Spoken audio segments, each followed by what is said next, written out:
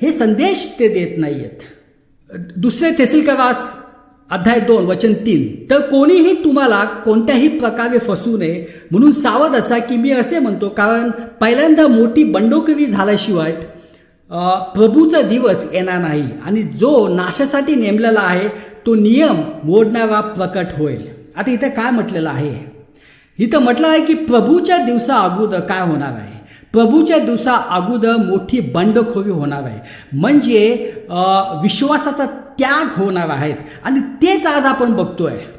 पुष्कळ लोकांनी येशूचा त्याग केलेला आहे. 15 वर्षा अगोदर 20 वर्षा अगोदर ते विश्वासी होते, ते येशू ख्रिस्तावर विश्वास ठेवायचे होते. पण आता जे आहे ते येशू ख्रिस्तावर विश्वास ठेवत नाही आहे, त्यांची फॅमिली विश्वास ठेवत नाही आहेत, ते दुसऱ्या विश्वासामध्ये गेलेले आहेत, ते जे आहेत ते नास्तिक झालेले आहेत, ते या जगाच्या खोट्या प्रचारामध्ये ते गुंतलेले आहेत.